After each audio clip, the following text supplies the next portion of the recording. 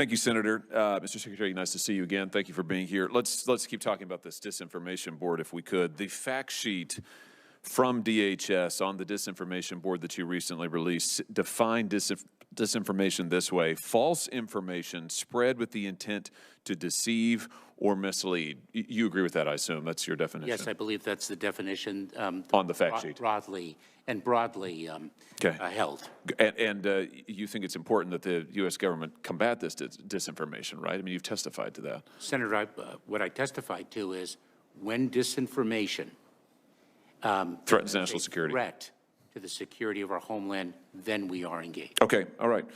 Good, and I presume that's why you've set up this disinformation board. So let's have a look at the person whom you've selected to head this new disinformation policing effort, and let's look at what she has been spreading online. She has, for starters, consistently misinformed the public about the Hunter Biden laptop story and spread the lie that it was Russian propaganda. Here she is on October the 14th saying, disinformation experts say there are multiple red flags that raise doubts about their authenticity, meaning the emails, including questions about whether the laptop actually belongs to Hunter Biden. Of course, as it turns out, that's totally false. This laptop has been authenticated both by government entities and by independent news organizations. She went on. Here she is again, the same interview, saying that we should view it, meaning the laptop and apparently the whole story, as a Trump campaign product. That is also a lie, which you know. It's not a Trump campaign product. It never was a Trump campaign product.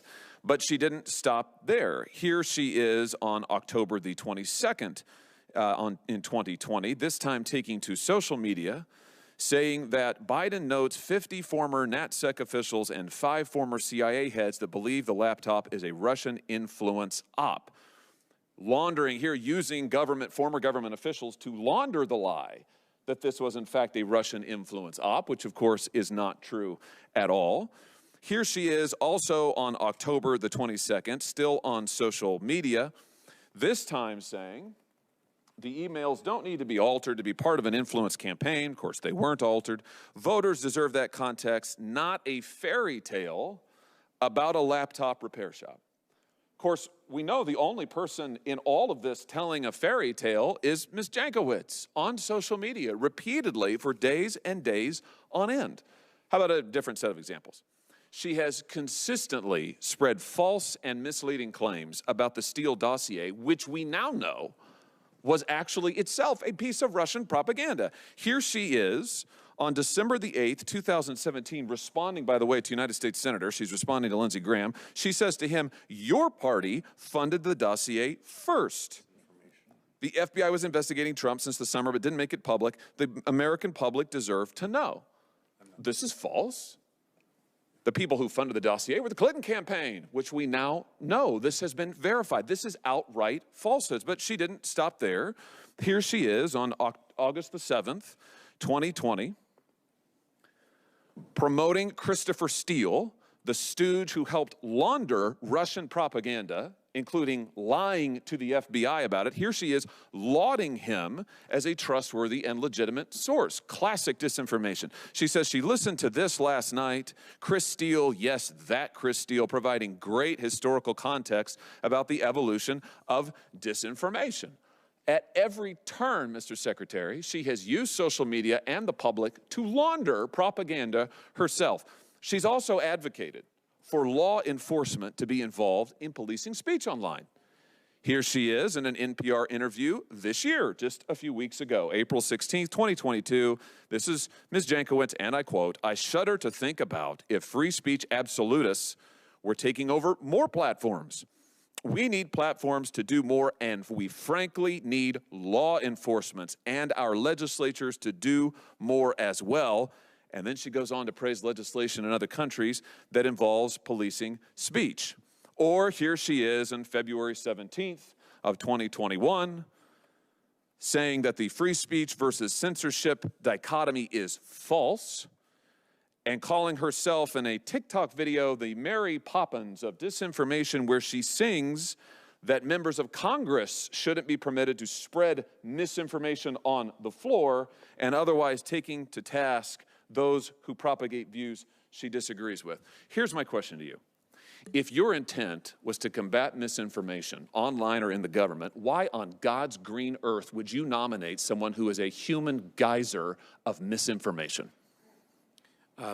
Senator, I am ultimately responsible for the hiring of Ms. Jankowicz to be the executive director of the Disinformation Governance Board. In my capacity as the secretary, why did you choose her?